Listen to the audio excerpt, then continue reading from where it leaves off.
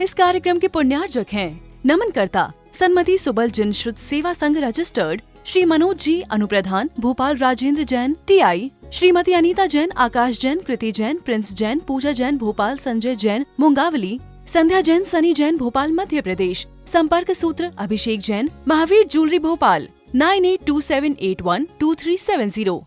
प्यारे बंधुओं, बहुत सोच विचार के हमको जीवन में काम करना चाहिए। दो चीजें दी गई हैं, एक दान देने की प्रेरणा दी गई है, एक लोभ कसाय को त्याग करने की प्रेरणा दी गई है। सौज धर्म के अंदर दान देने की प्रेरणा और लोभ कसाय को त्याग करने की प्रेरणा दी गई। लोभ कसाय यानी जब तक हम लोभ कसाय में रहेंगे, लोभ कसाय हमारे अंदर रहेगी, तब तक हमारा उत्थान होने वाला नहीं है।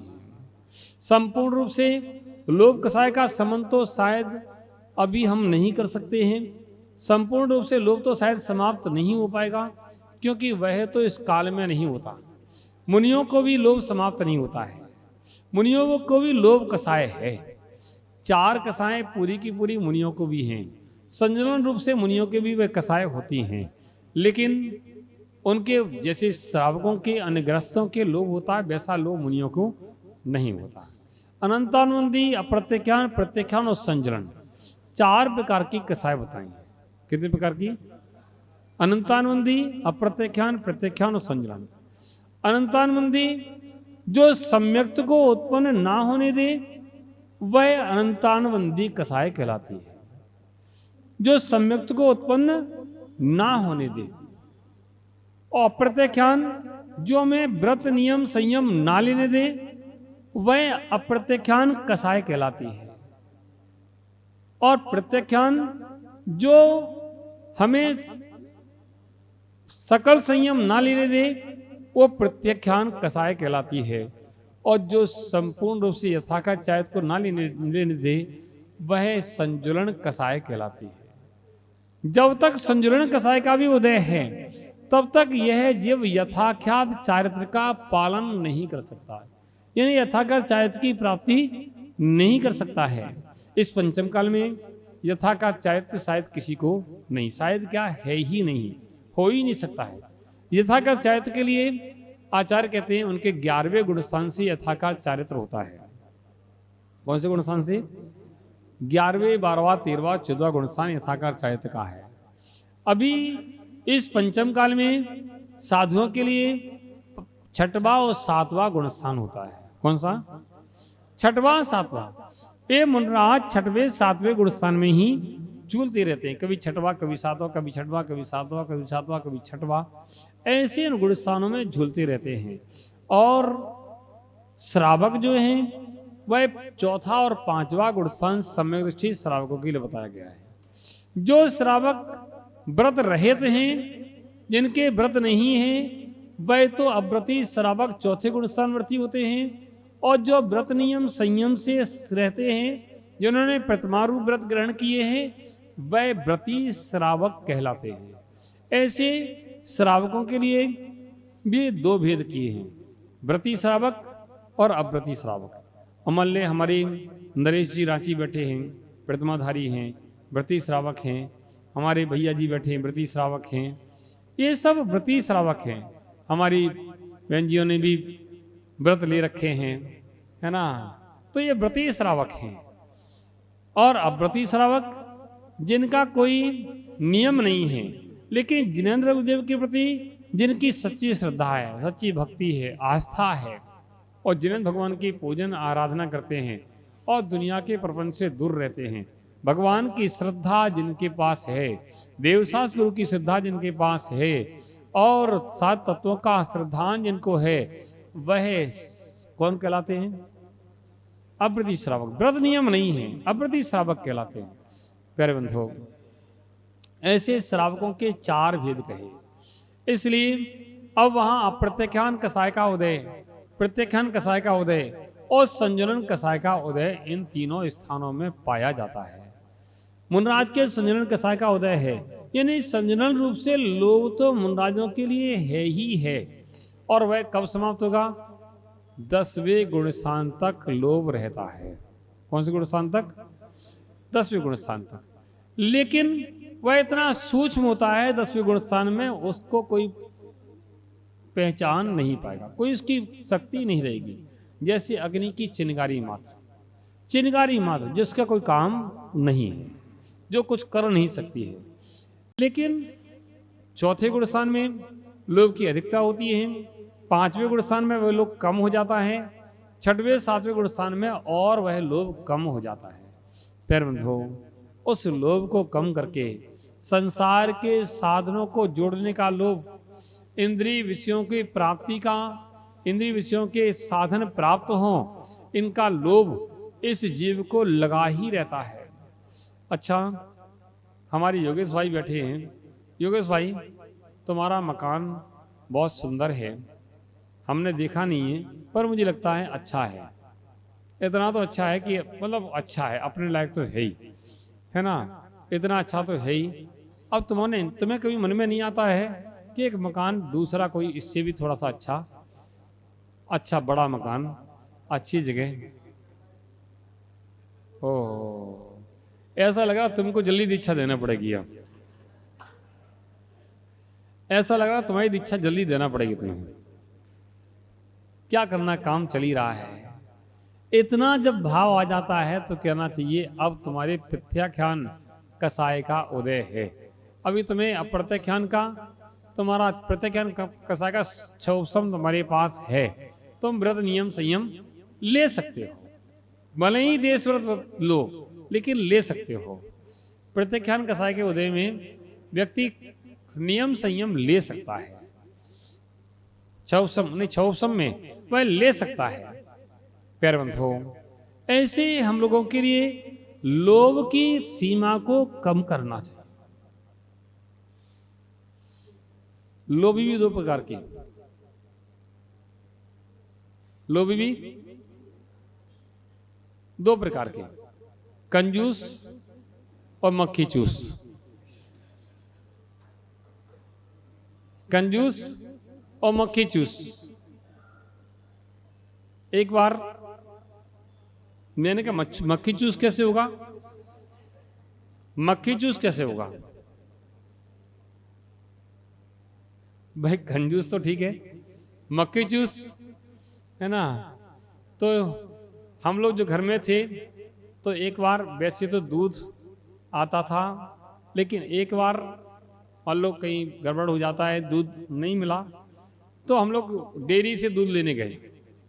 जब डेयरी से दूध लेने गए, आज से 20 साल पहले की बात है लगभग, डेयरी से दूध लेने गए तो लेकर के दूध वहाँ डेयरी पहुँचे तो दूध आ रहा था। जब उनके बैठो थोड़ी देर आने वाला है, उसकी मशीन में दूध पड़ा था, एक तरफ क्रीम निकल रही थी, एक तरफ दूध निकल रहा था। तो क्रीम में 5-7 मक्खियाँ गिर गई, क्रीम में 5-7 मक्खियाँ गिर गईं। अब वो चिपक गई, उसमें तड़प रही थी। तो मुझे देख करके बड़ी गिलानी हुई, तो मैंने कहा ये तो मर जाएंगी। मैंने कहा भाई तो मक्खी गिर गई, इनको निकालो भाई। तो रुक जाओ निकालते हैं। अब मुझे बड़ा दर्द हो रहा था, मैंने दोबारा को उससे कहा कि भाई निकालो, मर जाएंगी ये, रुक जाओ। तो लेकिन अब मैंने तिवारा फिर कहा उससे, तो वो खड़ा हुआ, उसने मक्खी ऐसे निकाली, ऐसे निचोड़ दी, उस क्रीम में ऐसे निचोड़ दी।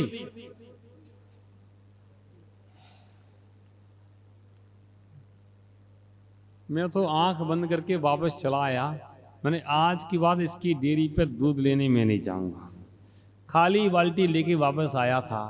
मैंने आज की बात इसकी डेयरी पे दूध लेने नहीं जाऊंगा, ये कंजूस मक्खी चूस है। अरे भाई, एक छटांग तुम्हारी मक्खी के साथ में कि क्रीम लग भी जाए, चली भी जाए, तो तुम्हारा क्या जाता है? एक जीव की रक्षा का तुम्हारे अंदर भाव नहीं है और तुम्हें द्रव्य का इतना लोभ है, तो क्या तुम्हारे जीवन की उन्नति होगी? कदाचित तुम्हारे धन की वृद्धि हो भी जाए, लेकिन मैं सोचता हूं कि ऐसे लोगों की धन की वृद्धि भी नहीं होगी। उस मक्खी में कितनी क्रीम लगी होगी। कहने का तात्पर्य है दया का भाव नहीं है, परोपकार का भाव नहीं है और लोभ का भाव है, द्रव्य को संग्रह करने का भाव है, दान देने का भाव नहीं है, तो ऐसे जीव क्या कभी जीवन में उन्नति कर सकते हैं? ऐसे जीव कभी उन्नति नहीं कर सकते, नहीं कर सकते, नहीं कर सकते।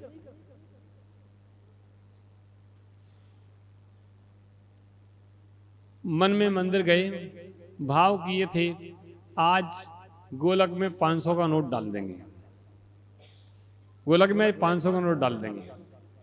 अब पूजा की, मैंने कि 100 रुपए की द्रव्य तो चढ़ाई दी है, 100 रुपए की द्रव्य तो चढ़ाई दी है, एक सीपल भी चढ़ाया है, द्रव्य भी चढ़ाई है, पूजन किया है, तो रुपए रह गए 400। कितने रह गए? अब 400 डाल देंगे। अब थोड़ी देर निकली तो भाव वाला 250 ही डाल दो। अब थोड़ी देर और माला वाला फेरी, थोड़ी देर भाव और बदल गया, मैंने किया एक काम करो 100 ही डाल दो। क्या करना है ज्यादा से, मंदिर में इतना पैसा आ तो रहा है, मेरे डालने से क्या होता है? हम डाल भी देंगे तो क्या अंतर पड़ता? कौन देख रहा है? कौन देख रहा है? चाहे 500 डालो चाहे 100 को डालो। तो 100 का नोट निकाल लिया और 100 का नोट निकालने के बाद फिर सोचता है कि 100 का भी डालेंगे तो मतलब क्या है ना? तो उसने फिर 50 का निकाला। 50 का निकालने के बाद फिर सोचता है अरे जब 500 डालो, 50 डालो, 10 डालो, डाल नहीं तो है, तो 50 का भी बदल दिया और 10 का लिया और 10 का भी डाला। डालने के बाद 3 बार ठोका ऊपर से, 3 बार ऊपर से ठोका कि लोग देख लें कि गोलक में डाला है। ओहो प्यारे बंधो, तुमने क्या डाला है? तुमने क्या डाला है? तुमने लोभ डाला है, तुमने दान नहीं डाला है। तुमने लोभ डाला है, दान नहीं डाला है। दान दे मन हर्ष विषेखी। दान तो हर्ष से, प्रशंसा से दिया जाता है। दान देने में प्रसन्नता होना चाहिए, और जहां दान देने में प्रसन्नता नहीं है वह दान कहाँ दान कहलाता है? वह दान दान नहीं कहलाता है। अरे 500 का भाव बने, उसके बाद 1000 का भाव करना चाहिए। 1000 का भाव बने, उसके बाद 2000 का भाव करना चाहिए। 2000 का भाव बने, उसके बाद 5000 का भाव करना चाहिए। भाव तो बढ़ना चाहिए। बाजार में भाव बढ़ते हैं तो बाजार अच्छे माने जाते हैं, और जिस बाजार के भाव घटते हैं वो बाजार अच्छे नहीं माने जाते हैं। ऐसी हमारे आत्मा के अंदर धर्म के भाव, दान के भाव बढ़ते हैं तो वह भाव अच्छे माने जाते हैं, और जो भाव घटते हैं वे भाव अच्छे नहीं माने जाते हैं। इसलिए बढ़ते भाव ही अच्छे माने जाते हैं। हर समय अच्छे भाव होना चाहिए। देखो हमारे राम स्वरूप जी यहाँ बैठे हैं, राम भरोसे। राम भरोसे एक दिन मुझसे बोले कि महाराज हम बरासों के लिए 5100 रुपये देना चाहते हैं। मैंने दे दो बच्ची लाल को। अब बच्ची लाल को उन्होंने दे दिए होंगे 5100। फिर दूसरे दिन बोले महाराज मेरे भाव 5100 से दे ही हैं, मेरे 51,000 दे दें। मैंने दे देना भाई। फिर बोले महाराज भाव तो बहुत होते हैं, लेकिन अब जैसा होगा देखेंगे भविष्य में। ऐसे भाव उत्कृष्ट अपने आप आके बोले महाराज मेरे भाव हैं, एक भगवान हम बरासो जी में विराजमान कर दे, मेरे से भाव हो रहे हैं। तो और देखो उनके पास पैसे नहीं थे। जिस दिन उन्होंने आए थे 5100 रुपये थे, और उन्होंने यहाँ आके दान बरासों के लिए बोल दिया था। उस दिन जिस दिन बरासों की मूर्ति की बात चल रही थी, उस दिन उन्होंने कहा 5100 रुपये तो मेरे पास ही ले लो। और कल उन्होंने स्पेशल बिल्ड से पैसा मंगाया कि यहाँ मुझे कुछ 1100-2100 रुपये की रसीद कटाना है, मेरे पास पैसा नहीं है। किसी से मंगाया कि मुझे यहाँ दान करना है, उधार नहीं करेंगे, मैं पहले मंगाऊंगा फिर दूंगा। ऐसे भाव ये निर्बल परिणाम है। द्रव्य भले ही कितना हो वह महत्वशाली नहीं है, लेकिन परिणाम इतना सरल है कि इधर बोला और इधर अब अरे यहाँ थोड़ी रखना पड़ता है, कड़वा देना कमेटी को। जब से यहाँ रखे हैं कि उन्हें मुँह घूम रहा है कि कैसे मैं जल्दी दे दूँ, जल्दी इसको दे दूँ, अपने पास नहीं रखूँ, मुझे कमेटी को देना है। तो ये भाव की निर्मलता है, ये होता है सरल भाव, ये श्रद्धा का भाव कि मुझे बस दान निकालना है, दान मुझे देना है। दान कितना ही महत्वशाली ये नहीं है, वह किन भावों से दिया जा रहा है ये महत्वशाली है। किन भावों से दिया वो महत्वशाली है, मुझे देना है ऐसा भाव। प्यारे बंधुओं, बहुत अच्छी बात है। इसलिए दान 4 प्रकार 4 संग को दीजिए, धन बिजली और हार नरवा लाहो लीजिए। हम लोगों को लोभ को त्याग करके हम उसको बड़ा अपने हृदय को पवित्र करना चाहिए, क्योंकि जब तक लोभ लगा रहेगा तब तक हमारे जीवन का उत्थान नहीं होगा।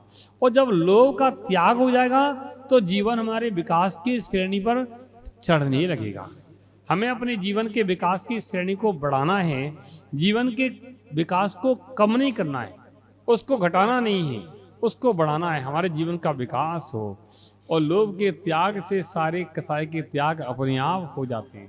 जिसका लोभ का त्याग हो जाता है, मानना चाहिए उसको क्रोध, मान, माया, लोभ सब धीरे धीरे समाप्त हो जाते हैं। सबके लिए मंगल भावना, मंगल आशीर्वाद। इस कार्यक्रम के पुण्यार्जक थे नमन करता सन्मति सुबल जिन श्रुत सेवा संघ रजिस्टर्ड श्री मनोज जी अनुप्रधान, भोपाल राजेंद्र जैन TI, श्रीमती अनीता जैन, आकाश जैन, कृति जैन, प्रिंस जैन, पूजा जैन भोपाल, संजय जैन मुंगावली, संध्या जैन, सनी जैन भोपाल मध्य प्रदेश। संपर्क सूत्र अभिषेक जैन, महावीर ज्वेलरी भोपाल 9827812370।